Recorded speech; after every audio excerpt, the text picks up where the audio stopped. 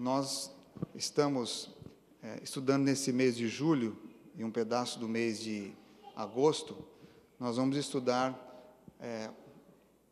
maneiras de como Deus usou pessoas para fazer diferença no mundo e também na nossa vida. Fizeram a diferença. É o tema que eu gostaria de tratar nessa série. E na semana passada nós falamos que quem foram aqueles que fizeram a diferença? Aqueles que venceram pelo sangue do Cordeiro. E hoje eu gostaria de falar daqueles que creem. Acreditar é basicamente o que é a fé. A fé é a motivação de nós crermos. Quem pode fazer diferença no mundo? Aqueles que creem. E Jesus, ele falou muito sobre isso, de acreditar. Ele veio porque ele acreditava e acreditou em nós.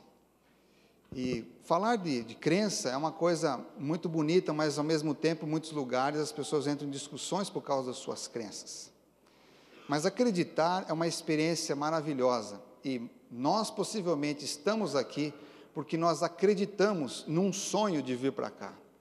Ou para você, onde você está, você tem sonhos, você acredita nisso. E acreditar é uma condição de vida. As pessoas que não acreditam em nada, elas perdem a esperança da vida.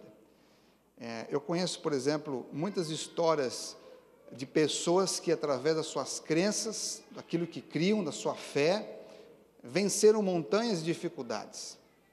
Em muitas áreas da vida, seja elas áreas pessoais, profissionais, financeiras, religiosas, enfim, crer é uma coisa primordial à vida. E Jesus, ele mesmo disse isso.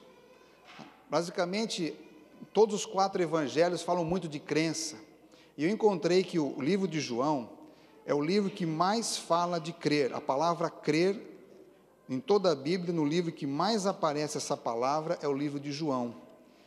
E interessante que no primeiro capítulo de João, no verso 12, existe um texto que me chama muita atenção nesse estudo de João. João capítulo 1, verso 12. Mas a todos os que receberam, aqueles que creem no seu nome, deu-lhes o poder de serem feitos filhos de Deus. O que o João está escrevendo aqui? O verso 11, ele diz assim: o verbo, ou Jesus Cristo, veio para o que era seu, mas os seus não o receberam. Mas a todos os que o receberam, aqueles que creem no seu nome, deu-lhes o poder de serem feitos filhos de Deus. A crença aqui faz a diferença, porque quando Jesus veio, muitos não creram nele, mas aqueles que o receberam e creram nele, passou a uma condição de vida impressionante, passaram a ser filhos de Deus.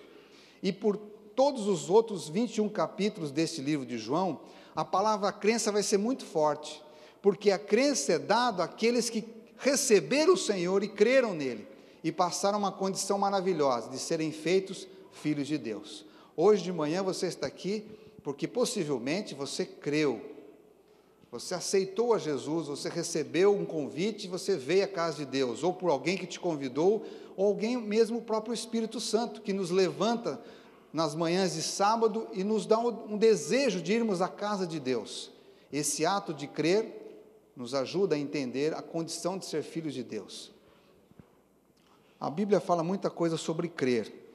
Um outro texto que me impressiona na Bíblia é Romanos capítulo 10. Se você puder acompanhar aí, Romanos capítulo 10, o apóstolo Paulo, encerrando praticamente a parte que explica a teologia do livro de Romanos, ele diz no capítulo 10, a partir do verso 9, ele diz assim: se com tua boca confessares a Jesus como Senhor, e se no teu coração creres que Deus o ressuscitou dentre os mortos, serás salvo. Pois com o coração se crê para a justiça, e com a boca se faz confissão para a salvação. Que coisa linda! Se você crê de todo o coração que Jesus ressuscitou, você é uma pessoa salva, você é uma pessoa transformada, você é uma pessoa abençoada. Por quê? Pois com o coração se crê para a justiça, ou seja, dentro do coração se processa um fenômeno sobrenatural, que é o ato de crer, e com isso permite com que a nossa boca dê um testemunho, fale, compartilhe desta bênção de acreditar que Jesus ressuscitou. Aqui nesse mesmo capítulo, o apóstolo diz assim: pois não há diferença entre judeu e grego, um mesmo é o Senhor de todos, verso 12, rico para com todos os que o invocam, porque todo aquele que invocar o nome do Senhor será salvo. E como é possível invocar o nome do Senhor? Quando nós crermos. Veja que diz aqui, o próprio capítulo vai respondendo: como, pois, invocarão em quem não creram? E como crerão naquele que não ouviram? E como ouvirão se não há quem pregue? E como pregarão se não forem enviados? Como são formosos os pés dos que anunciam a paz, dos que anunciam coisas boas, mas nem todos obedeceram o evangelho. Por isso Isaías diz: Senhor, quem creu na nossa pregação? De sorte que a fé vem por ouvir, e o ouvir pela palavra de Deus. Aqui está mostrando esse processo de crer. Crer por ouvir a palavra de Deus. A palavra de Deus frutifica a fé no nosso coração. E ele diz assim: que maravilhoso é os passos, os pés das pessoas que anunciam boas novas.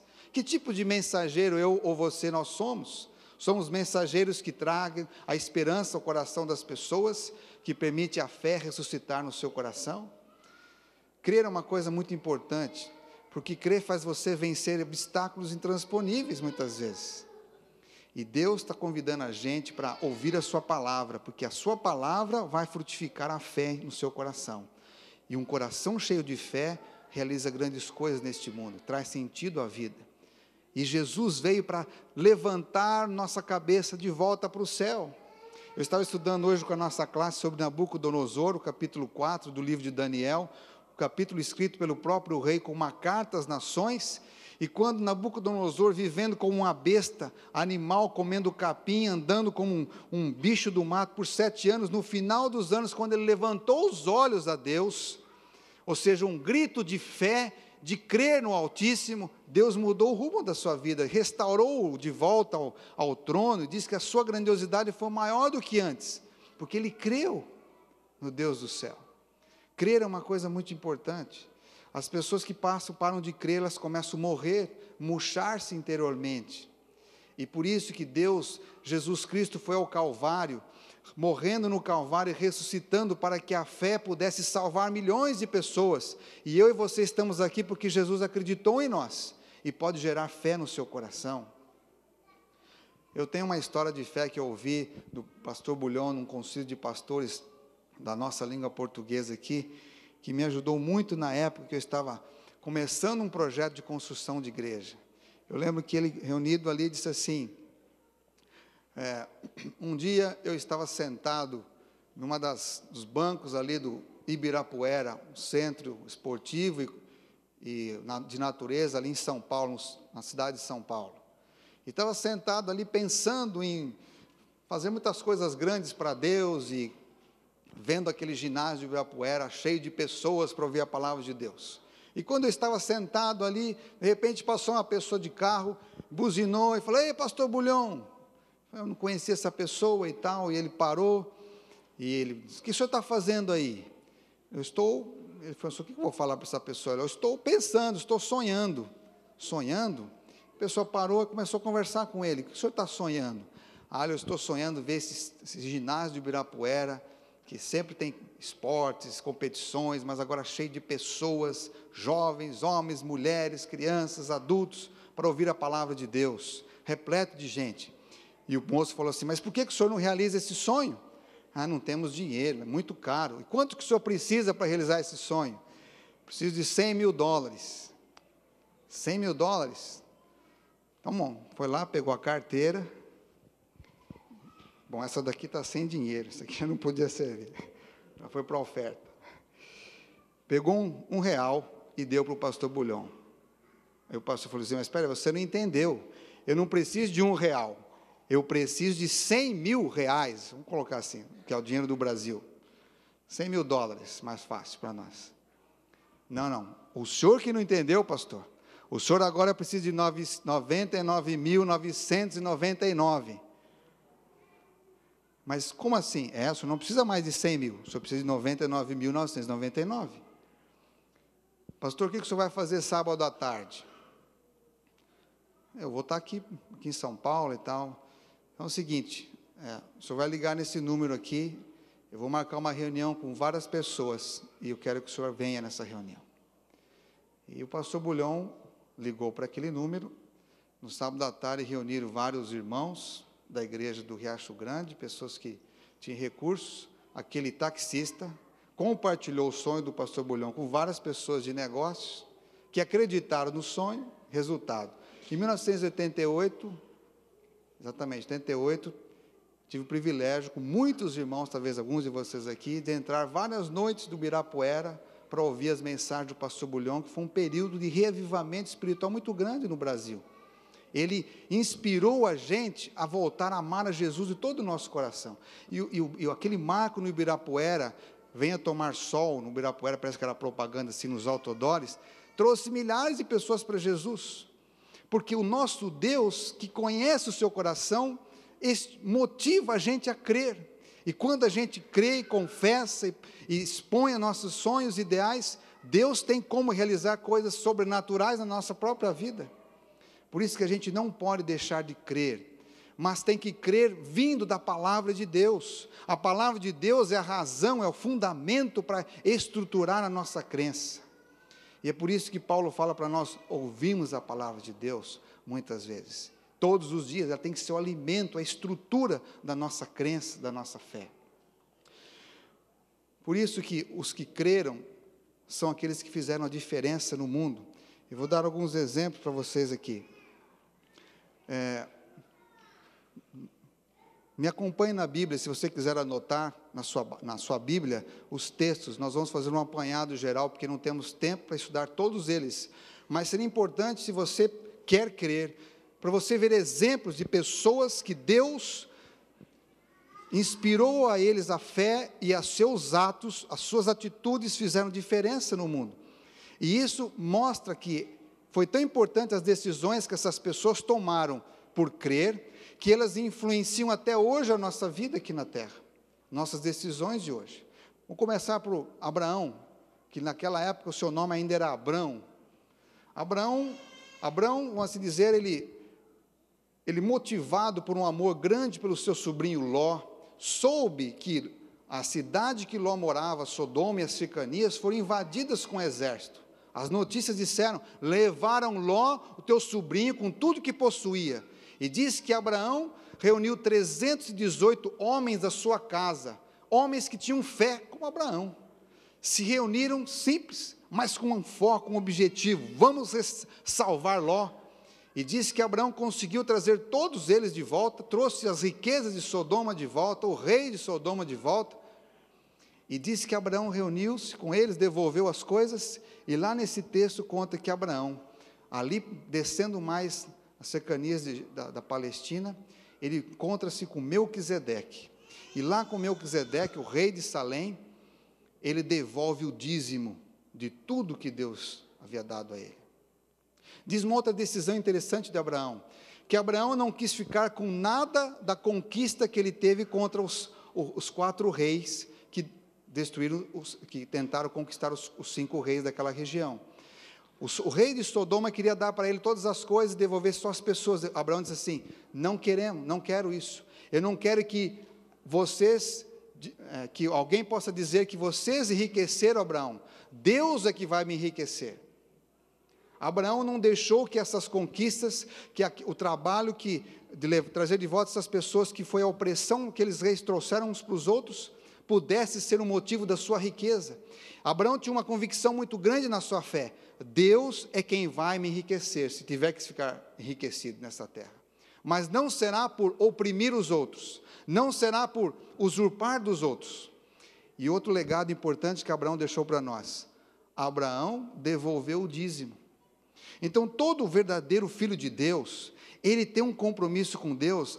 Quando ele devolve o dízimo, ele não está fazendo apenas um ato único no universo, é parte de um legado espiritual muito grande, é parte da simbologia do povo de Deus sobre a terra.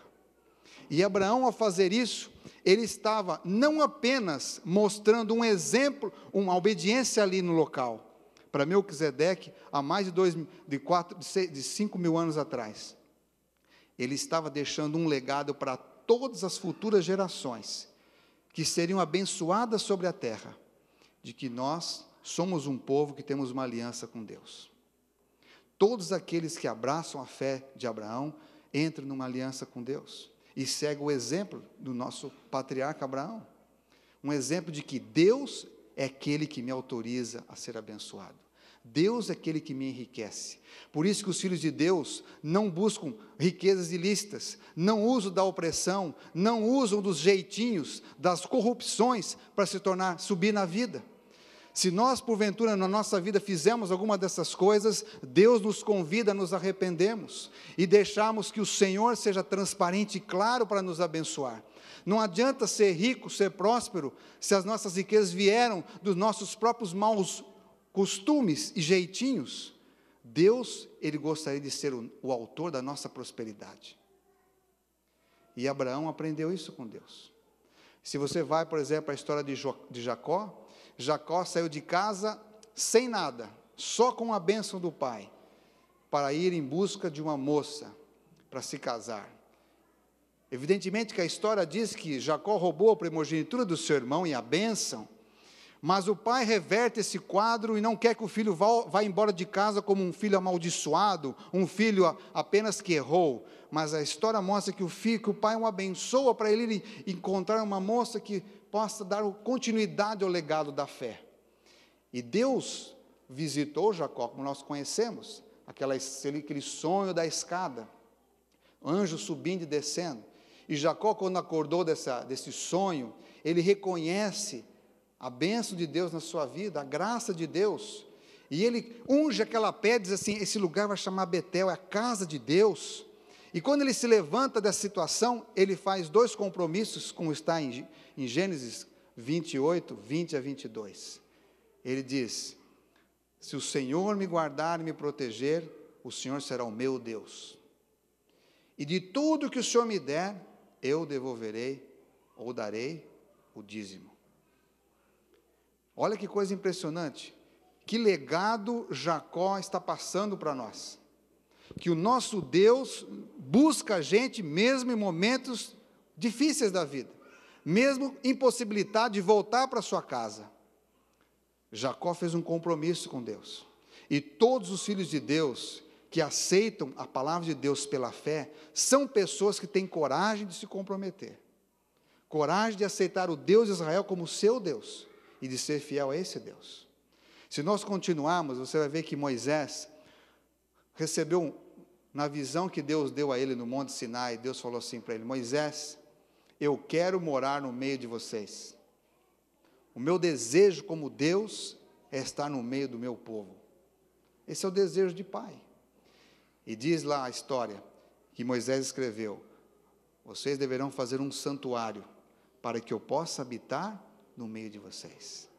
Então, igreja, isso aqui que vocês estão vendo agora, é uma representação pequena de um desejo de Deus. Reúna as pessoas, faça um santuário, porque eu quero morar no meio de vocês. Se nós entendemos bem essa convocação espiritual de vir à igreja, este é um desejo do nosso Pai Celestial de morar no nosso meio. É lógico que Deus está onde 2 ou 3 se reúnem no nome de Jesus. Ele disse isso em Mateus 18. Mas o sonho de um grande pai, de um pai como Deus, é ver muitos filhos reunidos. E é por isso que a igreja, noite e dia, ela prega o evangelho, ela dissemina a palavra de Deus, porque a família de Deus é para ser grande, muito grande, grandíssima. Então a gente não pode pensar só pequeno, só entre nós temos que pensar na grande família humana, que Deus quer habitar no nosso meio. Então o sonho de Deus ter um tabernáculo, era para exemplificar essa presença dele no nosso meio. Que coisa linda, você ter a presença de Deus. Isso, Moisés disse assim para Deus no Êxodo 33, Senhor, é a tua presença conosco que faz toda a diferença. Sem a tua presença não tem mais sentido as coisas, não tem graça. Então a presença de Deus é algo que tem que ser desejado por nós, sempre. E é isso que dá sentido à nossa vida, a paz no nosso coração. Então veja, quando Moisés recebeu esse chamado de Deus, Moisés agora vai reunir o povo e vai explicar para o povo o desejo de Deus. Como que agora esse desejo de Deus iria se materializar? Veja aí, Êxodo 35. Vamos ver o que aconteceu. Que tipo de experiência este povo teve agora com esse desejo de Deus de estar no meio do seu povo? Então, capítulo 35, depois que Moisés fala um pouco sobre o sábado, a história conta que Moisés, verso 4 do Êxodo 35, Moisés convocou toda a congregação dos filhos de Israel, dizendo: esta é a palavra que o Senhor ordenou. Que palavra é essa? Tomai do que tendes uma oferta para o Senhor, cada um cujo coração é voluntariamente disposto, e trará por oferta alçada ao Senhor, ouro, prata, bronze, estofa azul, púrpura, carmesim, linho fino, pelos de cabra, peles de carneiro, de tintas vermelhas, pele de animais marinhos, madeira de acácia, azeite, especiarias, óleo para unção, incenso aromático, pedra de ônix, pedra de engastes, e foi descrevendo. A palavra do Senhor disse: trazei uma oferta de todas as pessoas que moveram um coração voluntário a Deus. Todo mundo que é pai e mãe já percebeu isso já há um bom tempo. O melhor presente que a gente pode receber é uma obediência voluntária dos filhos. Isso não tem preço. Filhos que obedecem do coração feliz por obedecer. E Deus, me parece que sempre desejou isso dos seres humanos, que nós o seguíssemos com alegria, que a presença dele no nosso meio fosse desejada, fosse querida. E interessante que a oferta também tinha que ser dessa forma, que todos aqueles que tiveram um desejo voluntário de participar desse sonho do Pai, de construir um tabernáculo, tragam uma oferta voluntária a Deus. E vocês vão perceber que, praticamente em toda a palavra de Deus, as ofertas que fazem sentido na religião são aquelas trazidas voluntariamente, com o coração agradecido. Não aquelas que são para negociar com Deus, mas são as ofertas voluntárias. Aqui, por exemplo, nesse capítulo, diz aqui no verso 20, toda a congregação dos filhos de Israel saiu da presença de Moisés, e veio todo homem, agora os homens, todo homem cujo coração o moveu, e todo aquele cujo espírito o estimulou, e trouxeram a oferta alçada do Senhor, para a obra da tenda da congregação, e para todo o seu serviço, e para as vestes sagradas. Vieram homens e mulheres, todos dispostos de coração, trouxeram fivelas, pendentes, objetos em ouro, prata, e vai descrevendo todo tipo. Verso 29, os filhos de Israel, todos os homens quanto as mulheres, cujo coração voluntariamente se moveu a trazer alguma coisa para toda a obra que o Senhor ordenara se fizesse pela mão de Moisés, trouxeram oferta voluntária ao Senhor. Deus está convidando a gente hoje para continuar esse legado que este povo fez a diferença. Eles ouviram a voz do Senhor e trouxeram a Moisés voluntariamente muita coisa, a tal ponto que diz a história que Moisés impediu de trazer mais, porque tinha muito mais do que era possível construir na casa de Deus. Que coisa maravilhosa, que generosidade, que gratidão, que espírito voluntariado. Aqui todos, homens, mulheres, todos que tinham algum tipo de posse. Eu lembro que uma vez, quando a gente era criança, a gente ouviu algumas histórias que marcaram a nossa infância, e uma delas foi de Joãozinho. Diz que Joãozinho ia na igreja, via todo mundo trazendo as ofertas, mas ele não tinha dinheiro, colocava a mão nos bolsos dele, nada, não podia fazer nada, porque a família também não tinha muita condição. E um dia ele começou a orar a Deus: mas Senhor, o que eu posso oferecer para Ti lá no culto do sábado, que tem o momento das ofertas? E ele já teve uma ideia. Quando chegou no sábado, como acontece aí conosco, os diáconos dão oportunidade, facilita o nosso trabalho. Em vez de a gente trazer aqui diante do altar de Deus, a gente só estica o braço e coloca dentro da salva das ofertas. O Joãozinho falou para o diácono, o senhor pode colocar mais para baixo a bandeja? O diácono não entendeu, mas como assim? Não, põe no chão aqui, isso.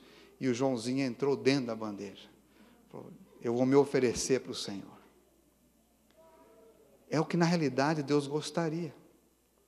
Quando não sei se foi num sábado, mas Jesus estava no templo com os seus discípulos, quando ele viu como as pessoas trazem ofertas à igreja.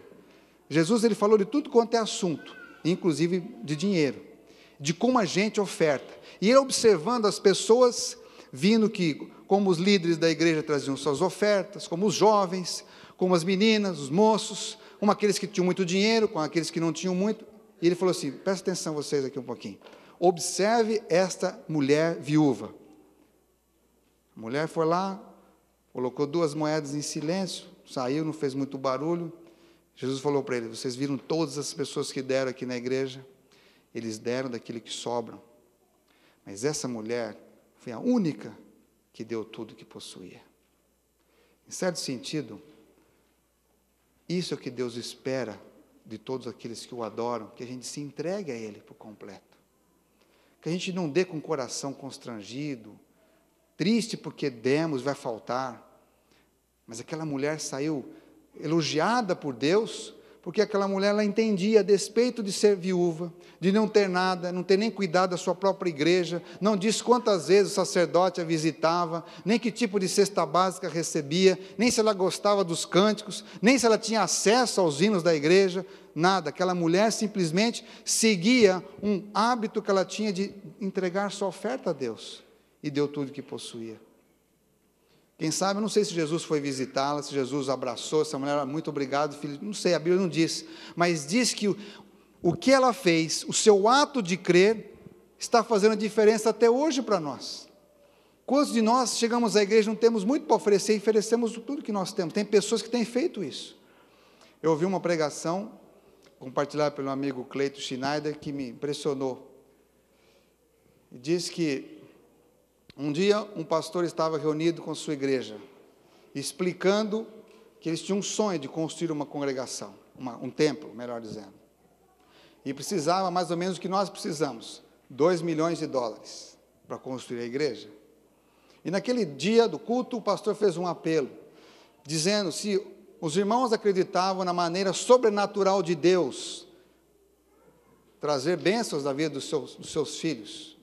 Se alguém acreditava que de uma maneira sobrenatural Deus poderia abençoar alguém e acrescentar algum dinheiro, alguma coisa dessa natureza não planejada. E a maioria dos membros não levantou a mão, porque a maioria de nós somos racionais e a gente sabe que para ganhar dinheiro tem que fazer o quê? Trabalhar, e bastante, economizar, parar de gastar e trabalhar muito, economizar. Essa é uma forma de fazer dinheiro simples para todos nós, não tem muito segredo. É parar de gastar, trabalhar um pouco mais, ganhar um pouco mais, e você vai ter um pouco mais de recurso.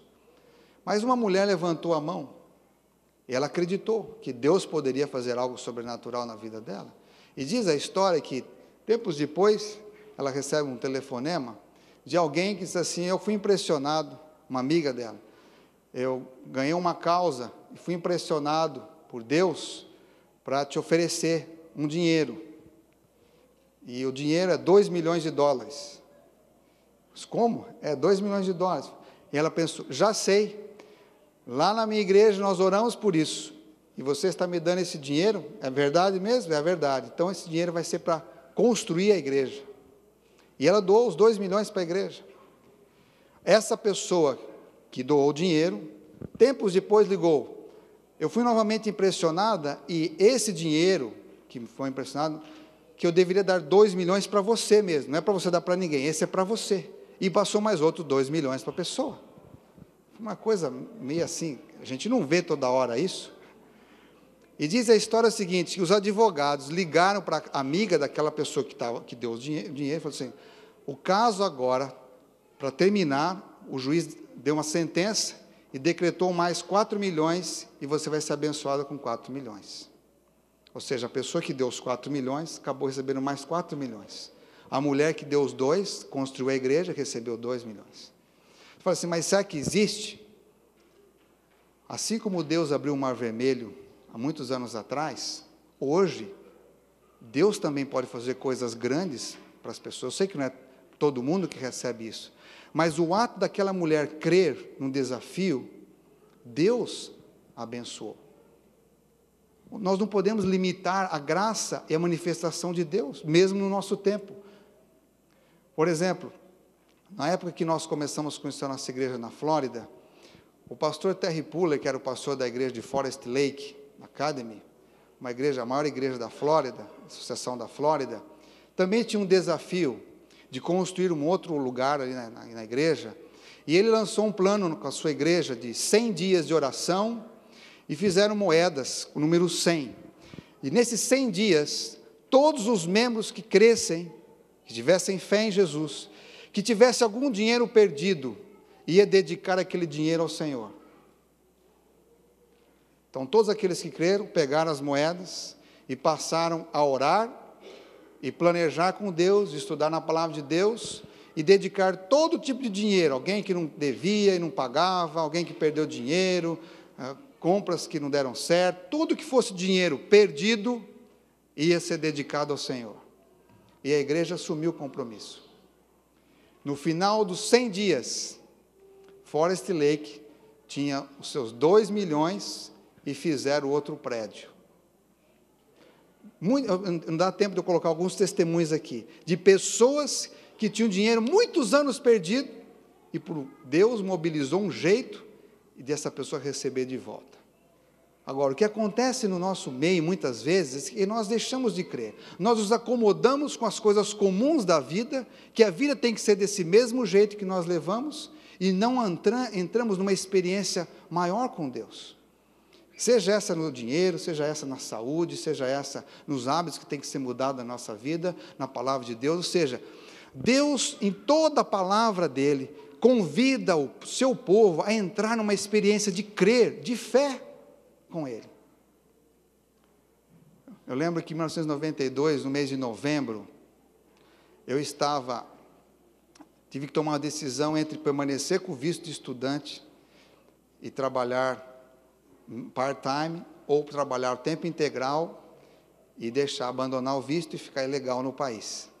E foi uma decisão difícil, mas como Deus havia já me mostrado que eu precisava ficar legal, que eu deveria dar um jeito, enfim, chegou o dia de pagar o seguro. Eu não tinha dinheiro para pagar o seguro. Não era muito dinheiro, era mais ou menos $85, mas eu não tinha $85. E eu fui ao meu quarto, como a Bíblia diz, quando você quer falar com Deus, existe um lugar maravilhoso para você falar com Deus. Vá ao seu quarto em segredo, converse com Deus, abra o seu coração a Deus. E eu fui ao meu quarto, me ajoelhei ali, comecei a orar a Deus. Senhor, eu preciso de um trabalho. Eu não estou pedindo dinheiro, eu estou pedindo um trabalho, preciso de alguma coisa, alguém que eu possa trabalhar e que pague também, porque às vezes a gente trabalha e não recebe. A gente precisa trabalhar e receber pelo trabalho. Eu sei que a crise é difícil no estado da Flórida, mas o senhor sabe quem tem dinheiro, o senhor sabe quem pode oferecer um trabalho, quem pode me ajudar. É interessante que nesse período eu havia dedicado a Deus o meu carro para servir como um instrumento de levar estudos bíblicos para as pessoas e ajudar uns aos outros. E meu carro também estava com a gasolina no limite, mas uma saída era só ida, não tinha volta, a menos que aparecesse um trabalho. E quando eu levantei daquela oração, diz assim: você liga para o pastor José Siqueira.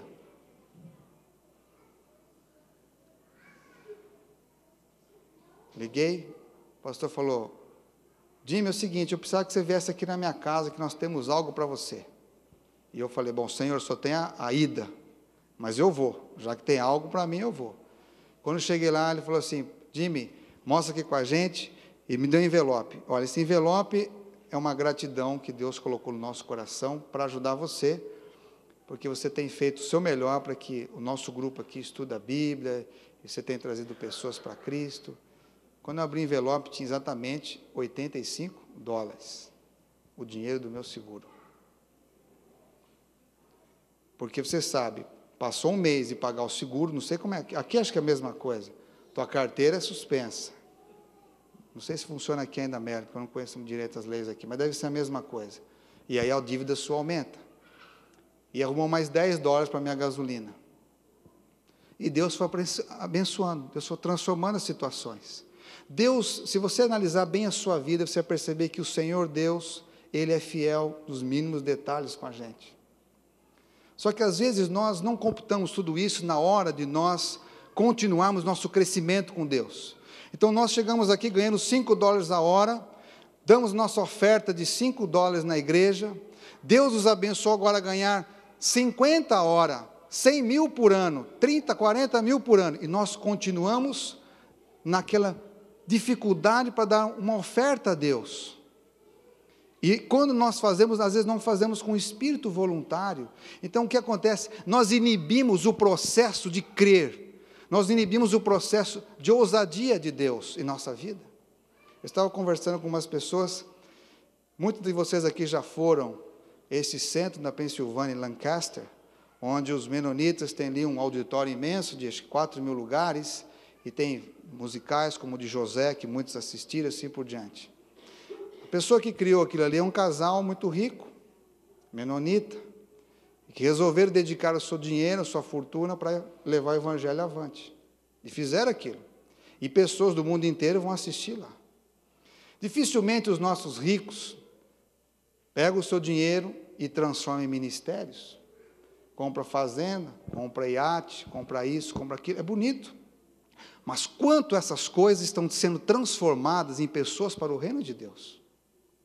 Deus pode fazer cada um de vocês que estão sentados aqui multimilionários. Se Ele quiser fazer, Ele pode fazer. Agora, quantos nós estamos dispostos a usar toda essa bênção como Abraão usou? Como Jacó usou?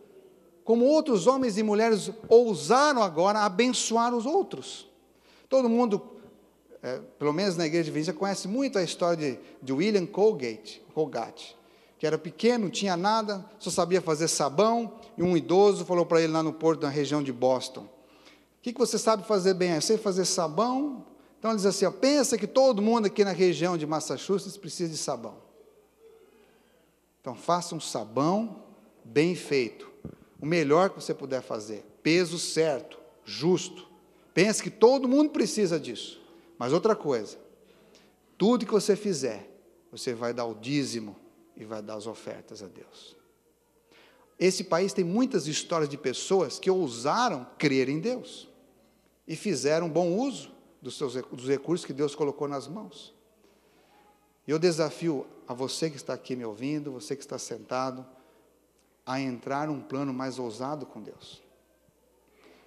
Mas Jesus vai voltar, pastor, não precisamos fazer mais nada. Quando Jesus voltar, Ele precisa achar você negociando com os talentos que Ele te entregou. Aquele que enterrar os seus talentos, aquele que não colocar o seu dinheiro, os seus bens, a sua vida, os seus dons, em negociação para o reino de Deus, é considerado uma pessoa que não tem valor no reino dos céus. Então, o mesmo Deus que te deu o talento, é o Deus que vai dar capacidade de negociação dos talentos. É o mesmo Deus que vai me capacitar para usar esses talentos para o bem. É o mesmo Deus que vai abrir portas para eu caminhar com os talentos e abençoar outras pessoas. Então, é um Deus que tem infinitos recursos. O povo de Deus tem o céu como expansão de avanço da obra dele nessa terra. Não precisa ter medo. Jamais o dízimo devolvido faltará para o povo de Deus. Jamais uma oferta trazida de coração voluntário faltará aos filhos de Deus. Por quê? Nós servimos a um Pai que quer morar conosco. E Deus é o autor de todo o recurso. O salmista Davi, no Salmo 24, diz: Deus é o dono de toda a terra. Deus distribui como Ele quer as coisas. Ele é o dono de tudo. Ele está esperando que os seus filhos o busquem, sejam ousados nos dons que Ele ofereceu.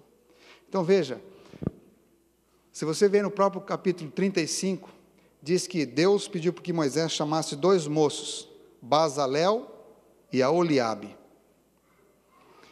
E diz assim, que o Espírito Santo veio sobre aqueles moços e lhes deu dons de trabalhar com as mãos, de tal maneira que eles foram construtores daquele tabernáculo. E olha só que interessante, quando Salomão, praticamente 600 anos depois disso, precisou reunir pessoas para trabalhar, quem eram dos chefes da construção do templo? Descendentes desses moços, que eram cheios do Espírito Santo, que tinham dom. Então veja, às vezes você tem habilidade de fazer dinheiro, ou tem habilidade de negociar, ou tem habilidade de ajudar, ou tem habilidade de ensinar, dons que Deus deu, que não abençoam apenas a geração presente, mas que serão manifestados nos seus descendentes. E se nós temos um espírito voluntário, se nós ensinamos isso para os filhos, a doar, a trazer sua oferta, a participar, os nossos descendentes também serão pessoas generosas. Então veja, a Bíblia tem muitos exemplos, como os próprios primeiros cristãos. Diz que, em Atos capítulo 4, verso 32 e 37, a igreja com crescimento passou a ter muitos necessitados, passou a ter, mas diz o texto, não tinha mais necessitados. Sabe por quê? Porque uns ajudavam os outros, vendendo suas herdades, e não tinha mais necessitados entre eles. A Bíblia mostra que a operação do Espírito Santo no final dos tempos será maior. Então hoje nós estamos nos preparando para esse grande evento de Deus, de terminar a sua obra na terra, e nós somos chamados a ser generosos. Eu queria, nesse sábado, o chamado de Deus para nós hoje, é que nós temos uma congregação que está trabalhando junto para a construção de um templo aqui na terra. Esse templo está localizado na rua 8414, Leisure Road, Laurel, Maryland. CEP 20743, ou 723, eu confundo o CEP dali. Este templo tem que estar no coração de todos nós, até de quem está visitando aqui, é chamado a orar e interceder por este lugar. Esse templo, não conheço toda a história da aquisição dele, deste lugar, desse terreno, mas uma das coisas eu sei, que a pessoa que era proprietária dessa terra anterior, ficou muito feliz e tomou a decisão de permitir a venda para a nossa igreja, para a Associação Chesapeake, porque ali seria construído um templo. Porque no passado ela tinha sido abençoada com uma pessoa adventista que a ajudou. Então, quando ela escutou o nome adventista, ela deu preferência para que esta igreja comprasse a propriedade. Então, note uma coisa, antes de todos nós, quem sabe, até nascemos, Deus já pensou neste lugar, em preparar este lugar para um povo imigrante, que vai aprender a conviver com outros imigrantes, e que vai construir um templo. Mas muitos dizem assim, mas pastor, para construir um templo é muito dinheiro, são 2 milhões para construir o templo, e mais 800 mil que tem que terminar de pagar o terreno, 2 milhões e 800. É muito dinheiro, mas o Deus que age sobrenaturalmente, é o Deus que vai ajudar a gente a construir. Amém? Você acredita nisso? Você acredita que Deus vai agir sobrenaturalmente para ajudar a gente a construir esse templo? Ninguém constrói no esforço próprio só. Isso não é obra só nossa, é obra do Senhor. O Senhor já colocou no coração do seu povo. Então, por essa razão, que tem várias coisas que são feitas, que hoje nós chamamos de CBC, que são parte dessa preparação espiritual e pela fé, que precisa ser feita. Então, por exemplo, nesses próximos dias, o desejo da igreja é que ali a gente tem uma parte social para as pessoas. Uma quadra de esportes, de futebol, de vôlei. Mas para quê? Só para recreação? Não. Tudo que é feito com o povo de Deus não tem o propósito último da recreação. O propósito último é trazer pessoas para conhecer quem? O Senhor Jesus Cristo. Pode ser o esporte, pode ser a hora social, pode ser o baby shower, pode ser um casamento, pode ser uma festa de aniversário, pode ser um encontro de treinamento, pode ser um festival brasileiro, não importa o método, não importa a atividade que será feita, importante é entender que tudo que é feito tem o propósito de fazer amizades para Deus, trazer pessoas para Jesus, é a família de Deus. Então veja, aqui o Sérgio preparou aqui uma casa da árvore, mas o que essa casa de árvore vai fazer ali vai acrescentar o que no CBC? Essa é uma igreja que tem duas igrejas. Tem a igreja adulta, que está em declínio, e tem a igreja infantil, que está em grande ascensão. Ou seja, a igreja que está em ascensão, nós preparamos um legado para a próxima igreja. Então, tudo que você fizer para que as crianças possam conhecer melhor o amor de Deus, tem que ser feito. Uma geração que investe nas crianças é uma geração abençoada e inteligente. É isso que muitos outros ministérios que não são de Deus têm feito há muito tempo. Passar esse legado, ensinar os filhos. Então, atividades que envolvam parte social, espiritual, até o próprio estacionamento, aumentar o número de estacionamento. Eu vou colocar depois isso com detalhes, estou colocando aqui hoje para vocês terem uma visão. Mesmo coisas que poderão ser mudadas ou transformadas depois na construção da igreja, hoje esse lugar tem que dar mais condições de mais pessoas serem tocadas pelo amor de Deus.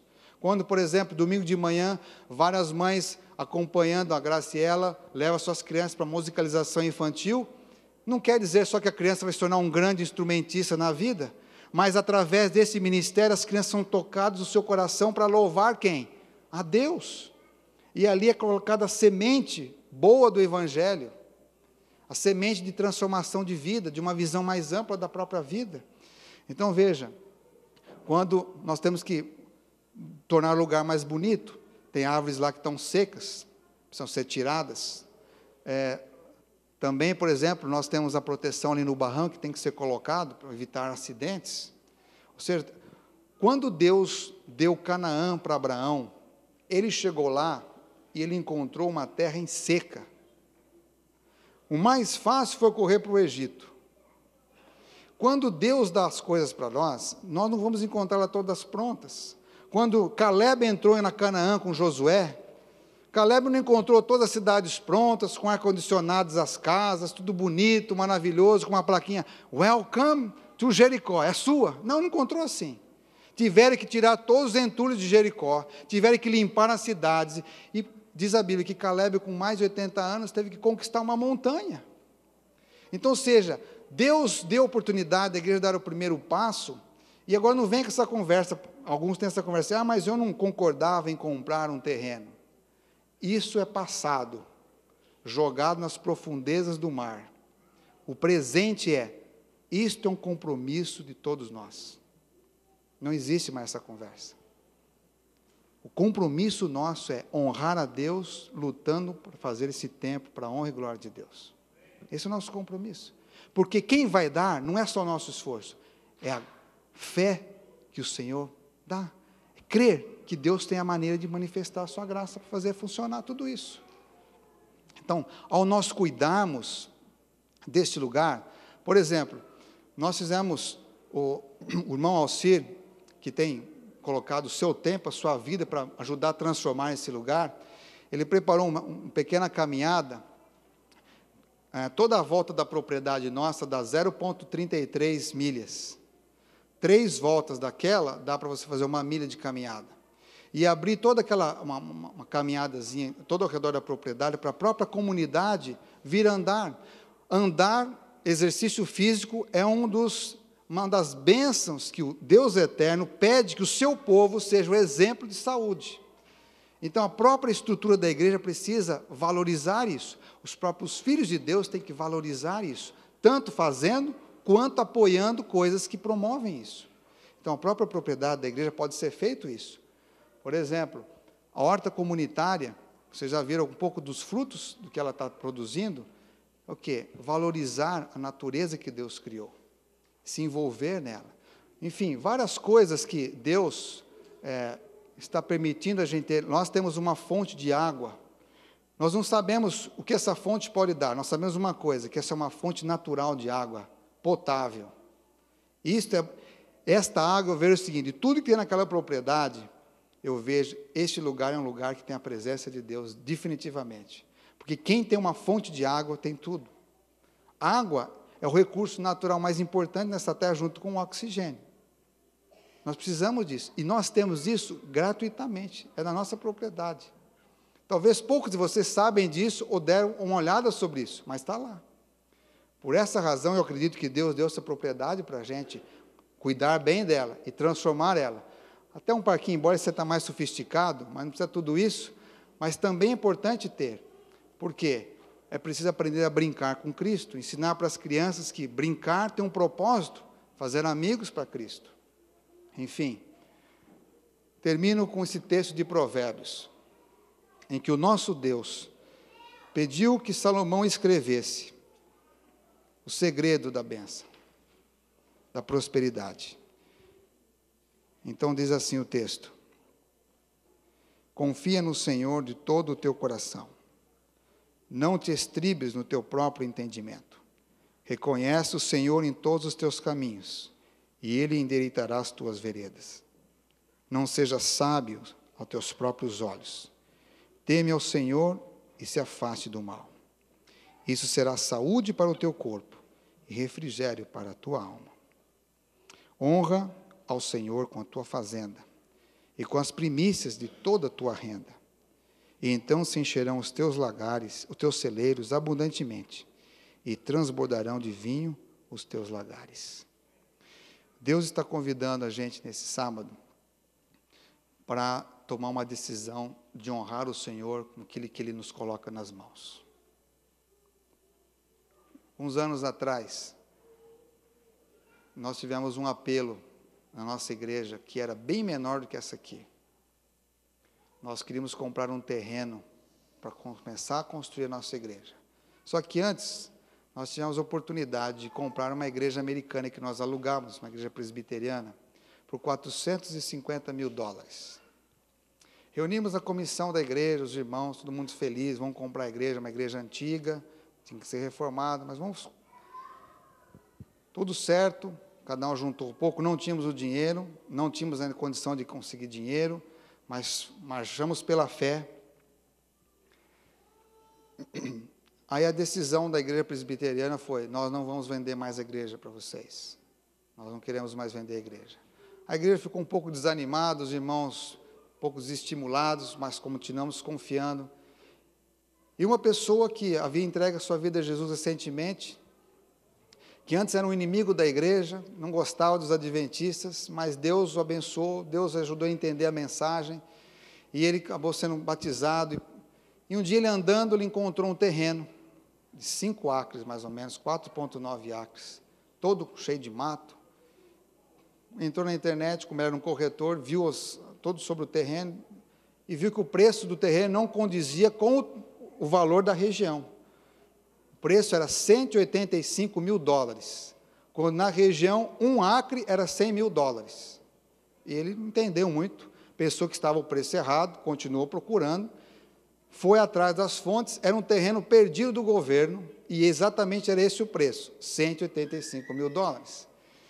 E ele então trouxe a notícia para a igreja encheu-se de alegria e regozijo, mas nós não tínhamos, tinha que pagar à vista. E nós também não sabíamos como é que funcionam os empréstimos aqui da igreja. Então, nós nos colocamos ajoelhados e a igreja orou a Deus. E orou, e naquele mês trabalhou-se, e os irmãos juntaram $120 mil, para um grupo de mais ou menos 70 pessoas, 65 pessoas, $120 mil. O que aconteceu com esse grupo? Naquele momento, pessoas daquele grupo tomaram a decisão de doar o seu salário do mês. Eu vou doar o meu salário para Deus. Outros, metade do salário. Um irmão doou a casa dele. Falou: quando eu falecer, essa casa, esse apartamento, pertencerá à igreja. E assim foram fazendo. Resultado, em dinheiro, naquele mês, a igreja levantou $120 mil. E nós precisamos de quanto? 185 mil. Naquela semana, um irmão ligou, uma pessoa que tem muito recurso no Brasil, e contou do nosso sonho. E ele falou assim: então me dê o número da conta de vocês. E ele nos deu $65 mil. Resultado, pagamos o terreno à vista. Eu não imaginava. A coisa que eu mais temia na minha vida como ministério era construir igreja. Eu achava que eu não tinha essa capacidade de fazer isso. E continuo achando que eu não tenho mesmo. é que Deus é que age. Cada um tem um dom, não é muito o meu dom, mas Deus agiu de tal forma na nossa vida, que hoje tem uma igreja lá na Flórida. Como eu sei que Deus tem agido na nossa igreja aqui. Mas eu gostaria de colocar esse culto nesse sábado aqui em julho, porque pessoas que vieram muito tempo antes de nós, eles fizeram a diferença porque eles creram.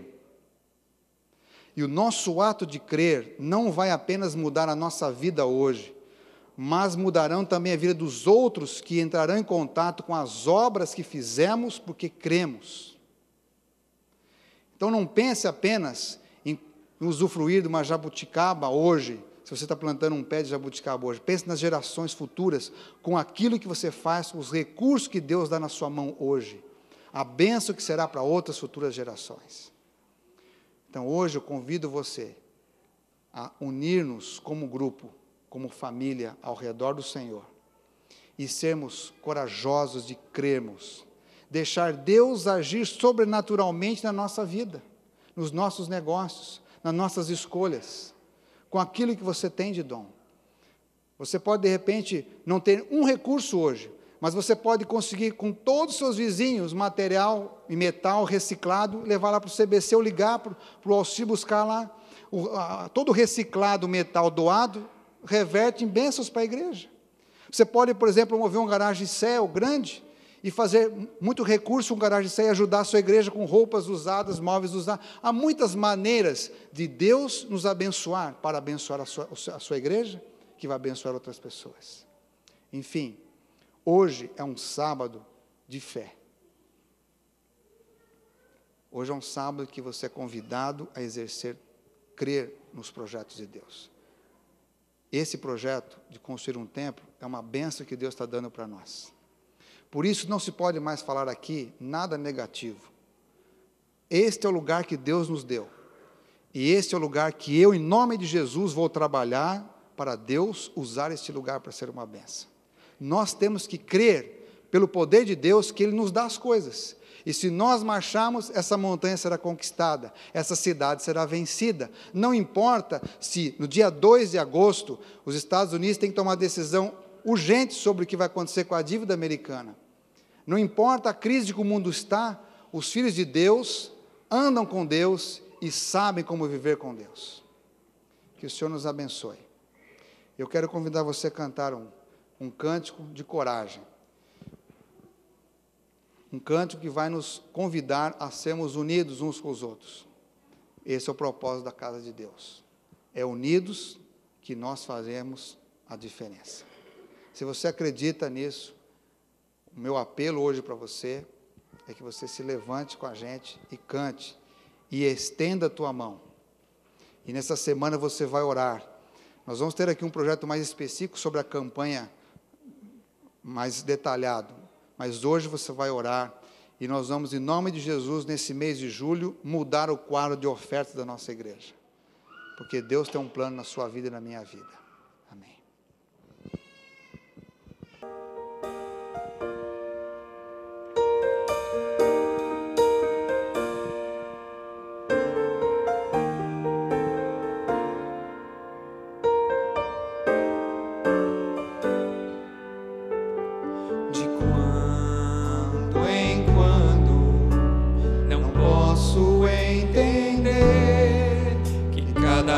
Só pense em si, sem olhar os demais. Triste estou, pois no mesmo caminho, lado a lado vamos nós, e separados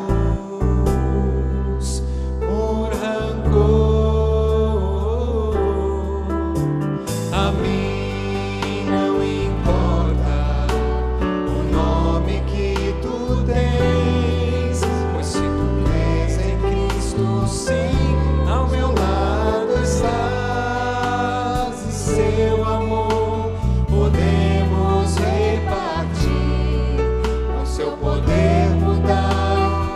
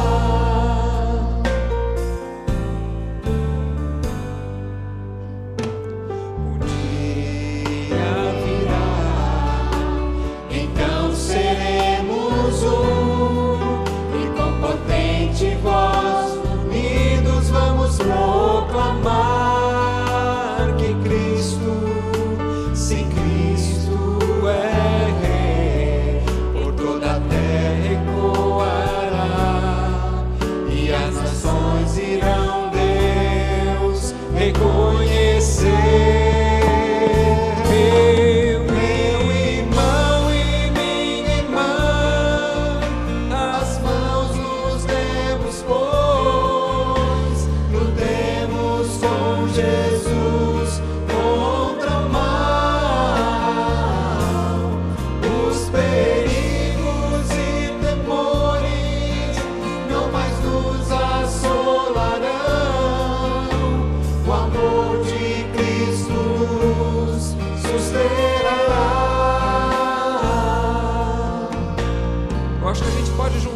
Aqui também, hein?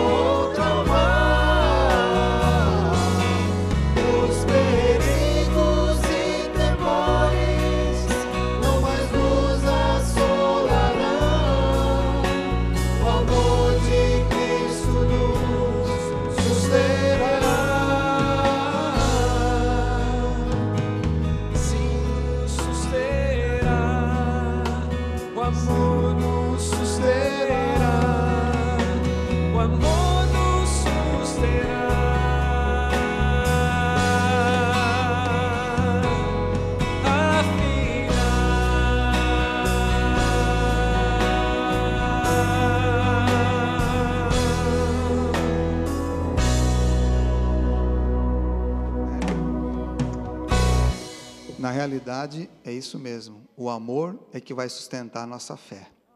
Foi o amor que fez Deus querer morar entre nós.